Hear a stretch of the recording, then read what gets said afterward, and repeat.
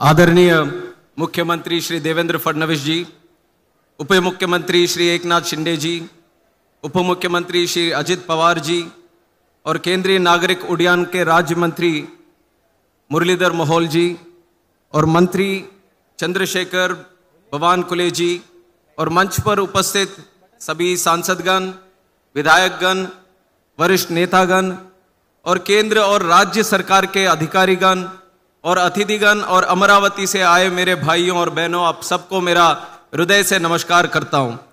और मेरा केंद्रीय विमानन मंत्री बनने के बाद एक सबसे पहले आधिकारिक कार्यक्रम महाराष्ट्र में उसमें शामिल होने का एक अच्छा मौका मुझे मिला है और मुझे बहुत खुशी है। और महाराष्ट्र केवल मैं कहना चाहता हूं कि एक राज्य नहीं है, पर एक विचार है, वीरता, प्रगति और आत्मसम्मान का प्रतीक है। यह भूमि संतों, विचारकों, योद्धाओं और जननायकों की जन्मस्थली भी रही है। महाराष्ट्र ने भारत को केवल सांस्कृतिक ही नहीं बल्कि सामाजिक और औद्योगिक दृष्टि से भी एक अच्छी दिशा दिया है। यहाँ की मिट्टी में मेहनत और समर्पण की महक है और यहाँ के लोग अपने कर्म और संकल्प से देश को आगे बढ़ाने का हौसला रखते हैं। अमरावती जैसे ऐतिहासिक शहर इस बात का साक्षी बनता है और यह प्रदेश हमेशा परिवर्तन और विकास की ओर आगे बढ़ता रहेगा। मुझे गर्व है और अत्यंत खुशी है कि मुझे इस महान भूमि पर आने का यह अच्छा अवकाश मुझे आज मिला है। और जब महाराष्ट्र की बात करते हैं तो छत्रपति शिवाजी महाराज का नाम गर्व और श्रद्धा से भी हम सब लेते हैं। और शिवाजी महाराज ने केवल तलवार से ही नहीं बल्कि अपने विचारों से और नीति से भी भारत के भविष्य की नींव रखी है। उनकी धरती पर कदम रखकर मैं स्वयं को धन्य मानता हूं। उसके लिए ये अवसर मिला, उसके लिए भी मैं धन्य मानता हूं। आज विकट संकष्टी चतुर्थी के इस पवित्र दिन पर आप सभी के अमरावती में नए एयरपोर्ट के उद्घाटन के लिए दिल से बधाई देता हूं।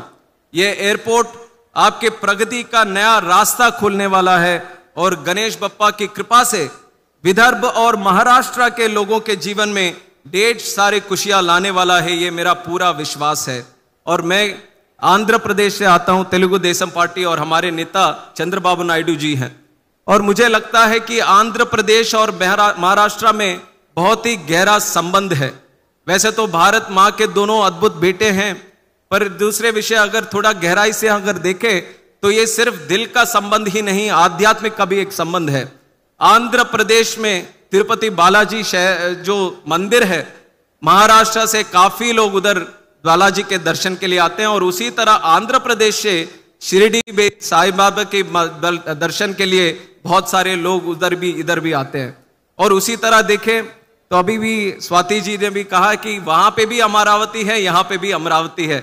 हमारे यहाँ पे एक नया राजधानी हमारे चंद्रबाबू नायडू जी के नेतृत्व में विश्व में सबसे अच्छा कैपिटल के सपने से एक अच्छा अमरावती उधर भी बन रहा है।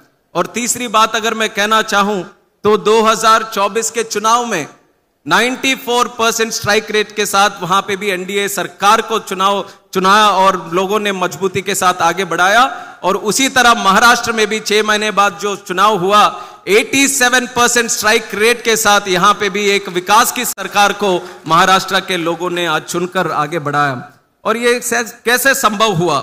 क्योंकि महाराष्ट्र के पास 3 मजबूत और दूरदर्शी नेता हैं, श्री देवेंद्र फडणवीस जी, श्री एकनाथ शिंदे जी और श्री अजित दादा पवार जी।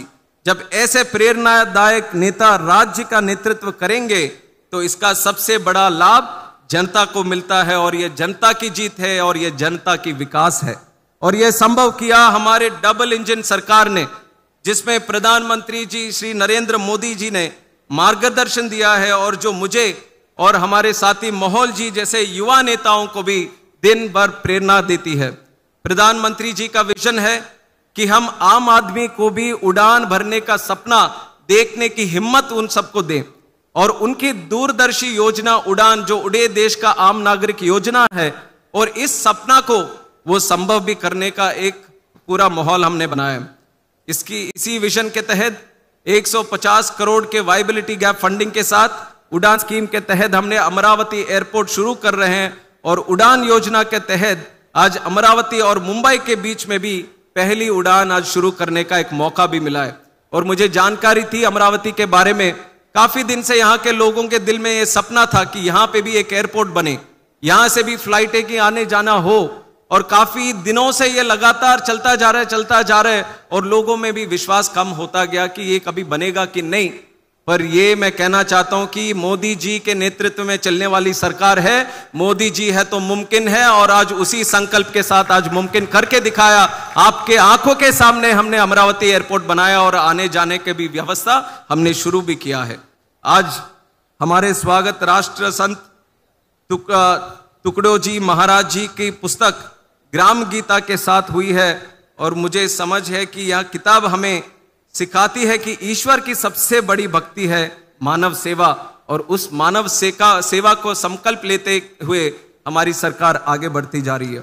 और पिछले 10 साल में एनडीए सरकार की विकास नीति ने महाराष्ट्र में एविएशन का एक नई ऊंचाई तक हमने पहुंचाया है।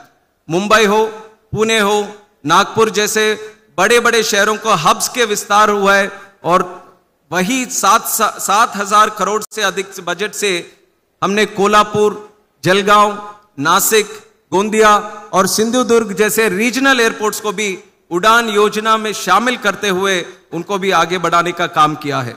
आरसीएस के तहत महाराष्ट्र ने अब 160 रूट्स आइडेंटिफाई किए और उसमें से 105 रूट्स को हमने शुरू भी कर दिए हैं। मुंबई, पुणे, नागपुर और शिरडी हवाई अड्डों पर यात्रियों की अगर संख्या आप देखेंगे तो पिछले 5 साल में 40% बढ़ोतरी वो सब एयरपोर्ट्स में हमने देखने को मिला है। और मुंबई के छत्रपति शिवाजी महाराज इंटरनेशनल एयरपोर्ट भारत का प्रमुख हब बनने जा रहा है। और मुंबई के लिए दूसरे एयरपोर्ट की लंबे समय से जो मांग थी, वो भी नवी मुंबई इंटरनेशनल एयरपोर्ट बहुत ही जल्द उसको भी हम शुरू करने वाले हैं, जिससे कनेक्टिविटी मुंबई के लिए जो है वो हम ज्यादा अच्छी तरह हम दे सकते हैं। अभी शिंदे जी ने भी समझाया कि वहां पे स्लॉट्स ना मिलने के कारण जो मुंबई का पीक टाइम पे सब लोग उधर जाना चाहते हैं, उसमें थोड़ी दिक्कत होती है। पर अभी अजितदा ने भी कहा, शिंदे जी ने भी कहा, उसको तुरंत हम करेंगे। जैसे जैसे हमारा नवी मुंबई भी शुरू हो जाएगा तो आपको सुबह ही यहां से मुंबई जाए और वहां पे सरकारी काम पूरा करके वापस अच्छी तरह यहां पे आ जाए, उसकी व्यवस्था करने के लिए टाइमिंग्स में भी अच्छी तरह हम बदलाव लेके आएंगे।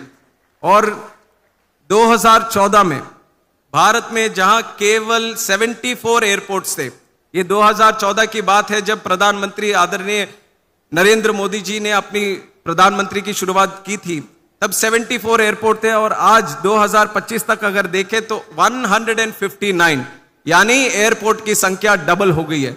और एयरक्राफ्ट की फ्लीट अगर देखें 2014 में 400 के करीब थी और 800 के ज्यादा हो गई, यानी डबल हो गई है। और अगर पैसेंजर की कैपेसिटी देखें तो तब 100 मिलियन थी, अब 220 मिलियन से ज्यादा होगी, यानी डबल हो गई है। और उसी तरह आज महाराष्ट्र भी आगे बढ़ रहा है डबल इंजन की सरकार में, इसे कोई रोक नहीं सकता। यहां महाराष्ट्र के लोगों की और भारत के लोगों की पूर्ण विश्वास है और सबका आशीर्वाद है, तो उसी तरह हम आगे बढ़ते जाएंगे। इंजन तो 2 है, डबल इंजन अभी चलाने वाले, जैसे शिंदे जी कह रहे थे 3 है यहाँ पे, तो कोई थकने वाला नहीं है ये। यहाँ तो जैसे देश में आगे बढ़ेगा उससे सबसे तेजी से महाराष्ट्र में और आगे बढ़ेगा। यही योजना, यही संकल्प के साथ हम महाराष्ट्र के सरकार के साथ भी काम करके आगे बढ़ेंगे। और एक युवा नेता होने के रूप में मेरा मानना है कि एविएशन और एयरपोर्ट्स तक सीमित नहीं होना चाहिए। एयरपोर्ट्स के साथ हमें एमआरओस और एफटीओस और एसीएम और बाकी सारे चीजें हैं, कार्गो जैसे अद्भुत चीजें हैं जिनको हमें एयरपोर्ट्स के साथ जोड़ना चाहिए। और यही एक विजन है हमारे नरेंद्र मोदी जी का कि एयरपोर्ट्स पे जितना हो सके वहां पे भी हम आगे जाकर काम भी बढ़ाते रहें। और मैं विशेष रूप से एयर इंडिया को भी बधाई देना चाहता हूं, धन्यवाद देना चाहता हूं, जिन्होंने आज एफटीओ के भी उद्घाटन यहां से शुरू करने का एक कार्यक्रम वो कर रहे हैं, उसको 4-5 महीने में उसको वो पूरा करेंगे। आज अगर देखेंगे भारत के पास करीब 1700 प्लेन की ऑर्डर है, तो 1700, जैसे मैंने कहा 800 प्लेन अभी है, पर 1700 प्लेन अभी और आएंगे। और एक एक प्लेन चलाने के लिए करीब 15 से 20 पायलट एक प्लेन के लिए जरूरत होती है। तो 1700 प्लेन आएंगे तो हिसाब लगाइए कि कितने पायलट्स होने चाहिए। करीब 30,000 पायलट्स अभी आगे 10-15 साल में भारत को उत्पन्न करना होगा। तो FTOs की बहुत ज्यादा जरूरत है। और जिस तरह से अमरावती में FTO बन रहा है, ये देश में ही नहीं बल्कि पूरे साउथ एशिया में ही सबसे बड़ा FTO यहाँ पे बनने वाला है। और ये आसानी से यहाँ पे नहीं आया, ये एयर इंडिया वालों ने पूरा सर्वे किया भारत में जितने भी एयरपोर्ट्स हैं, जितने भी स्ट्रिप्स हैं, और उसमें से देखा कि सबसे बेस्ट जगह जो है FTO रखने का वो अमरावती है। इसलिए यहाँ पे आए और बहुत ही जल्द यहाँ पे FTO शुरू करने वाले हैं 34 ट्रेनिंग प्लेन्स के साथ।